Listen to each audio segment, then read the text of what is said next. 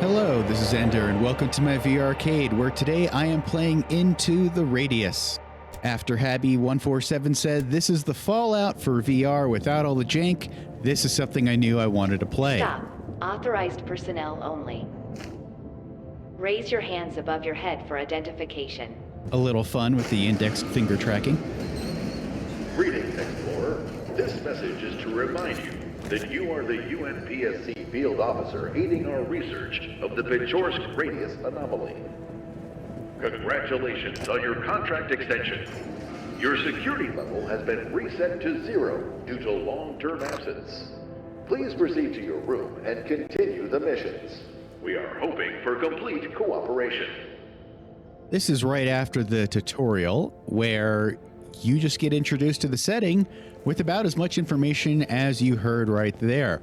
An earthquake happened in this small Russian mining town in 1987, which created the radius phenomenon that we will see later, which has created all kinds of interesting challenges for us to explore. Your character has returned to this installation after a 1-year absence.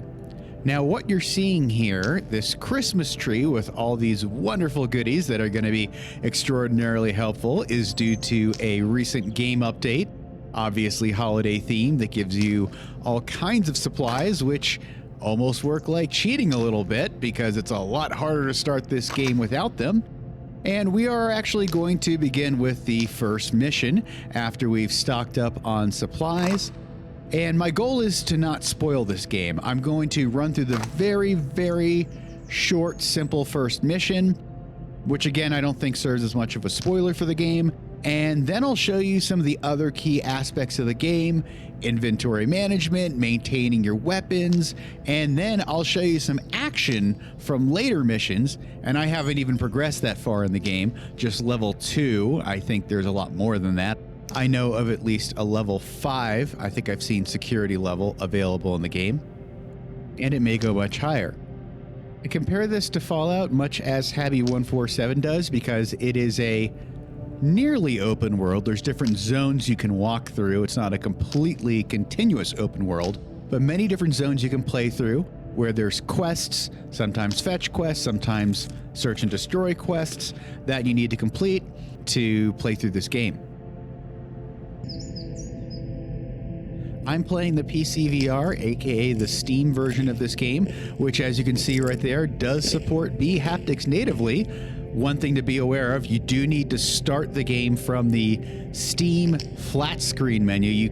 If you start it from the PC VR or Steam in VR menu, it won't work. The bHaptics integration is broken a few times, so this is the first time I've actually had the game updated to the point that bHaptics actually works. And this is quite a scary game, as you saw in the introduction. So wearing the bHaptics gear really adds to the jump scare effect greatly more than even Half-Life Alyx and the Head Crabs, I think, as you'll see. One last note for bHaptics observers, you are seeing the really neat overlay in the bottom left corner of the screen where it lights up on the devices I'm wearing, where I'm getting feedback.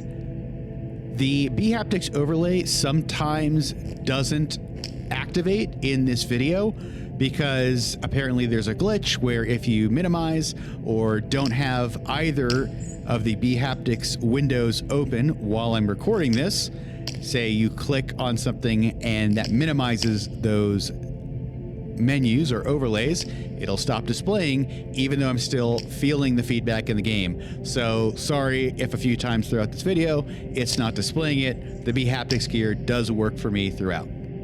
If you'd like to know more about bHaptics and if it's the right haptic gear for you, please go ahead and check out my haptic comparison video also on my channel. And as you can also see, I'll be using my KatWalk C2 Plus to walk through this environment and run in some cases so I can burn some calories and enjoy a really immersive VR experience. Actually walking through this world can actually be quite a workout because it's a very large one. But for those who are interested in VR fitness, it is very engaging. I was able to walk something like 2.5 kilometers, it said, in about an hour to 2 hours of gameplay. And I cut away from loading up at the Christmas tree there because now it's time to load up for the mission. You can see I used a sidestep there, or strafe, and it's a little less sensitive than I would like at this point in the game. So later on, you'll see my movements don't have to be quite as exaggerated because I adjust the sensitivity in the Cat VR software called Gateway, where that can be done. You may also have noticed me using the flashlight. You do actually have to hold it and aim it where you want it to be illuminating. It's even trickier than, again, Half-Life Alyx, where it's built into your glove. So you'll see later, it's pretty challenging at some points to juggle your flashlight versus your weapon versus the item you're trying to pick up. All of which can make for quite the juggling act, as you'll see later on once I get into the mission. The area I'm just leaving amounts to the upgrade and mission drop-off location, and now I'm heading over to the residential area of the game. Here you can see the first aid item, and it's a little tricky to use, especially with the Tectosi arm gear. It actually kind of interferes sometimes with your ability to prod yourself on your opposite arm. You will also see it occasionally interfere with me trying to grab an item off an opposite arm slot.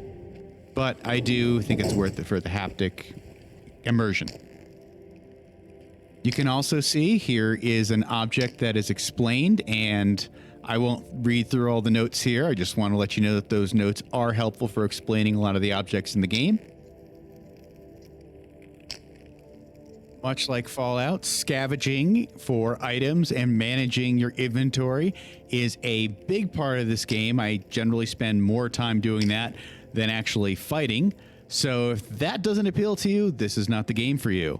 To that end, I am going to fast forward through a lot of my inventory management here to give you an idea of how involved that is.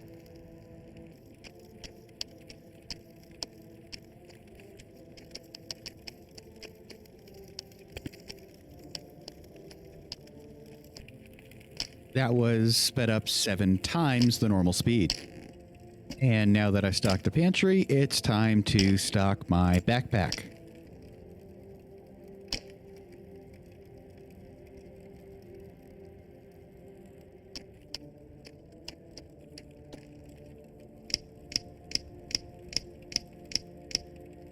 There you can see I just loaded one of my clips, and you do have to load all of them and choose where you're going to carry them. I carry them on the waist. A lot of people say it's easier in the side holster. You can explore whatever works best for you. I think part of the fun of the game, if you are a more methodical player such as myself, is determining that on your own.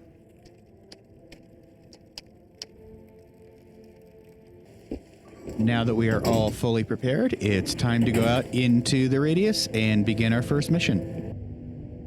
There is the strange phenomenon itself that has created the radius environment we are about to explore in.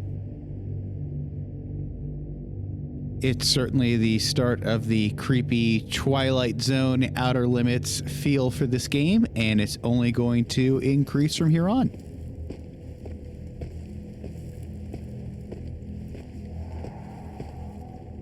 Case in point, you'll hear all kinds of creepy sounds, and you do want to listen to them. Sometimes they're your own footsteps, sometimes they're an enemy. I'm not immediately heading to the first mission objective. I'm going to explore some of the surrounding structures a little bit and see what I can find. I won't go as far as to spoil what's inside this little area here, but you do find some things inside of that case that can be quite helpful. From here, you can get a pretty good view of where your objective is on your map that you can pull out when you need to look at it. You may not be able to see as far as I am, however, in this game. I have downloaded and implemented a mod that increases your viewing area Mods often break with updates, and I'm just using the newest update. So you may not be able to see as far as this. I do like the 200% view. There was a 300%, which is a bit much, the modders say, and eliminates all fog or limits your field of view, or any limits to your field of view. This might be considered cheating. I just think it's more realistic because the enemies you have to look out for have an insane detection range. And yes, you can tune that down in the settings for the game, but I like to be able to see them as much as they can see me. Do not overlook that little object I just picked up. It's going to prove very handy in a moment.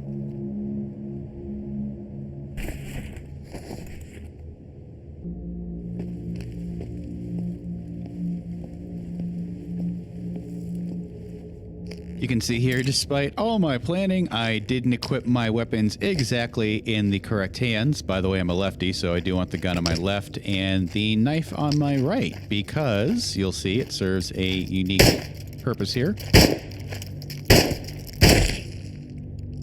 To completely kill these creatures, you have to stab their yellow-orange orb that remains after you shoot them. And by stabbing them, you can save a couple bullets. You can shoot them as well. It took me a long time to learn that the hard way. And now I'm trying to put my gear back where I want. Again, as I said earlier, the forearm slots can be a little tricky to reach when you're wearing the tactile gear, the bHaptics gear, but I do think it's worthwhile having.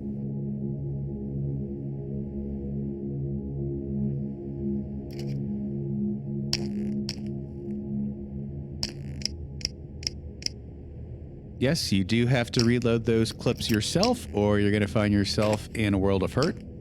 If you watched my KatWalk review, you may have noticed that I talked about how some games you can run as fast as you want, but it won't actually make you faster in-game. And in others, such as this one, you can push the thumbstick button, and it will actually allow you to run faster. It'll activate the running speed, as I did just there. Let's this lock that thing up before some sneaky bastard breaks in and steals it again. Where did the key go?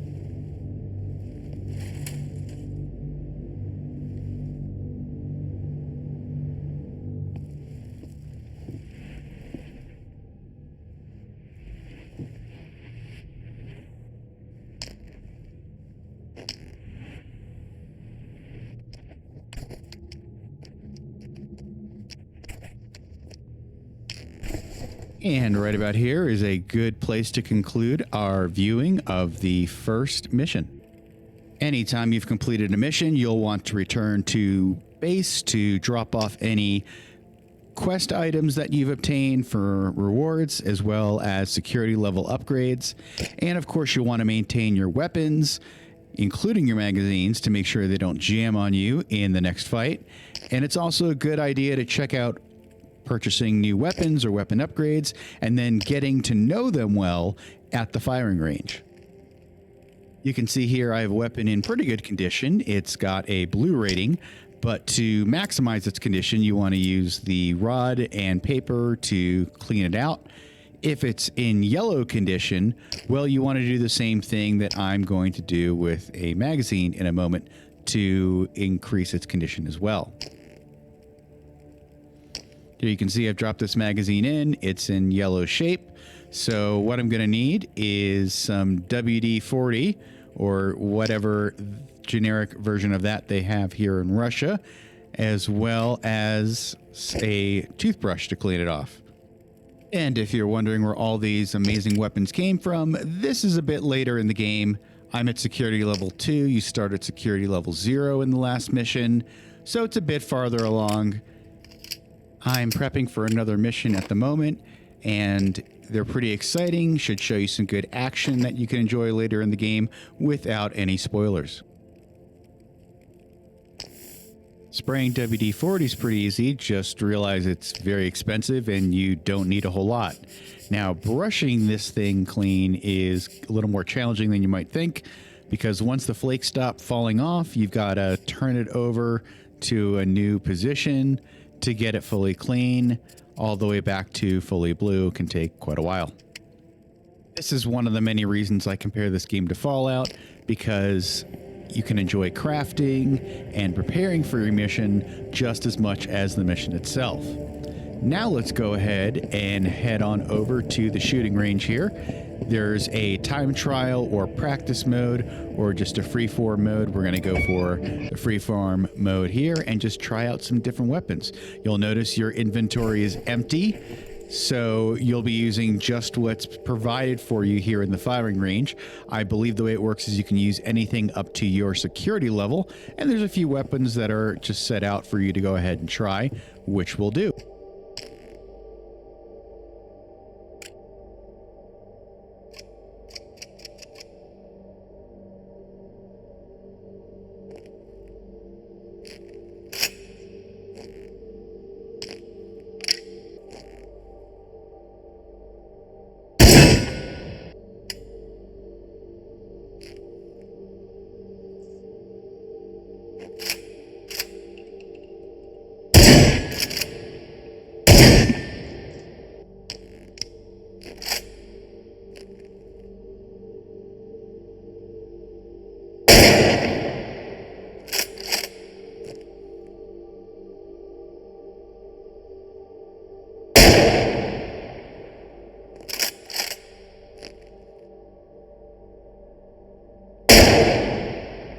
As you can see here, after leaving the range, all of your weapons and inventory items have been returned to you, so now it's time to begin our next mission.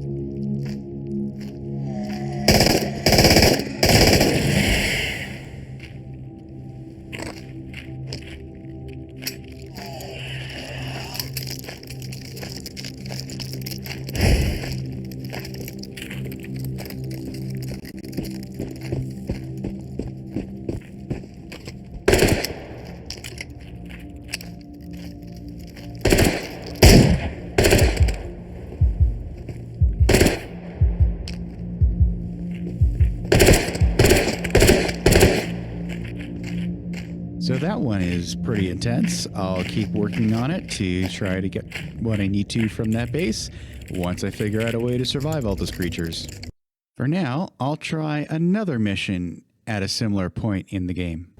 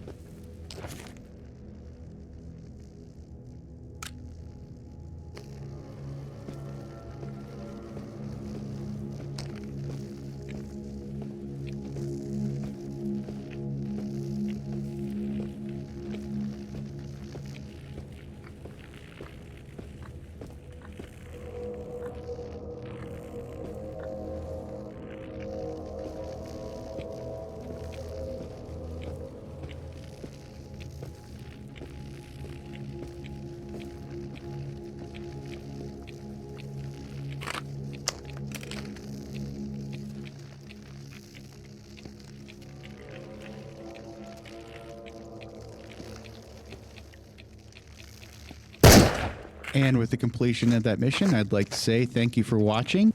Please click on my channel's community tab to vote for what game I should play next.